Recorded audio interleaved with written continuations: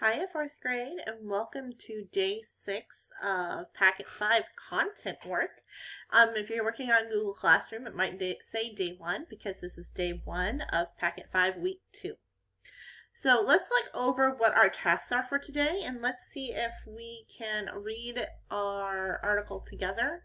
And I'll give you a few instructions for what we're supposed to do. First, we're going to read Life After the Civil War, Part 1. We're going to closely examine the photographs that are included on the page. On a piece of paper or on the slide, you are going to write 1 to 2 sentences to summarize your observations. Jot down any questions you have, and identify at least 2 challenges people faced after the war based on the photos. Share the photos of Richmond and the challenges you identified with a friend or a family member. Ask if they can identify a different challenge. So let's get started with the reading. Life After the Civil War, Part 1. Let's review. You learned that the Civil War ended in 1865 when the Confederate General Robert E. Lee surrendered to Union General Ulysses S. Grant at Appomattox Courthouse in Virginia. Although the Civil War was finally over, the challenges of the war were not. Now take a look. The pictures below show the city of Richmond, Virginia after the Civil War. Closely examine each picture on the next slide. Then, on a piece of paper or on a slide you insert, you are going to write 1 to 2 sentences to summarize your observations. Remember, these need to be complete sentences. 2, jot down any questions you have. So make sure to write down your questions as complete questions. 3, identify at least 2 challenges people faced after the war based on the photos. So let's take a look at these photos. I want you to look at them really closely and see what you notice. Now remember, we read about the taking of Richmond. Richmond was the capital of the Confederacy. The Union Army came in and they took it. And of course, when the Union Army took it, of course there was damage from the battle, but also as the Confederate soldiers fled the city, they burnt down a lot of the buildings so that supplies could not reach the Union Army. I want you to take in, see if you notice a few things. I notice here what looks like a lot of rubble on the ground. I notice here that this looks like it was once the inside of a building. Over here, it almost looks like part of a building's missing, doesn't it?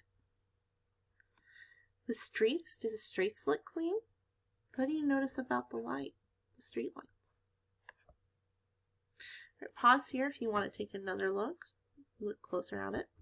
All right, so here, there was a lot of physical damage after the Civil War, especially in southern states. Building, railroads, plantations, and fields where crops were grown were destroyed during battles. All of these things had to be rebuilt, which is why the years immediately following the Civil War are known as Reconstruction era. It was a time to rebuild our nation. So right here, where number 1 is, I want 1 to 2 sentences summarizing your observations. Complete sentences. Do they have to be long? They don't, but they have to be complete thoughts and ideas. 2, you're going to jot down any questions you have. So literally any questions you have that popped into your head as you looked at those pictures. Those are the questions I would like to see here. And then 3, identify at least, that means you can identify more, 2 challenges that people faced after the war based solely on the photos. So here, don't use your background knowledge. I want you to think of what challenges they would have faced just based on what you see from the pictures. And I'm going to write that here. Based on what you see. So then you're going to, of course, discuss this with friends or family members. And then I want you to write down any different challenges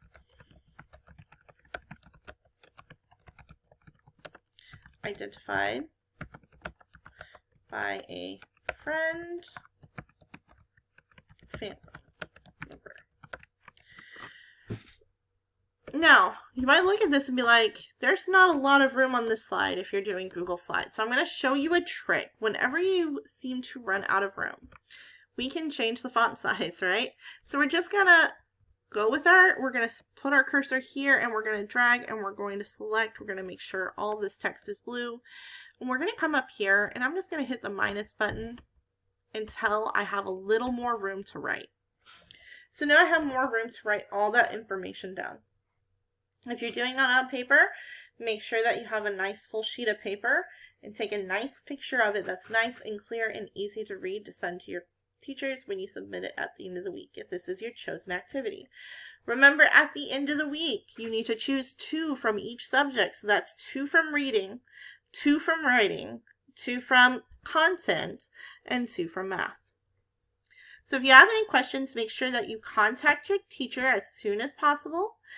If you are having any difficulty with the packet work, we would love to see you during our live help sessions on Zoom from 11 to 12 each weekday.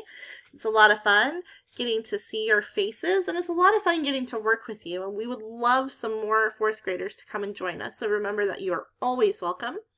Contact your teacher for the link and the details. All right, 4th grade, I hope you have an awesome day. If you have any questions, please let us know. Each of us look forward to answering the questions about these pictures you have when we do our feedback next week. We miss you guys a ton. Take care of yourselves, all right? And remember that we are in this together.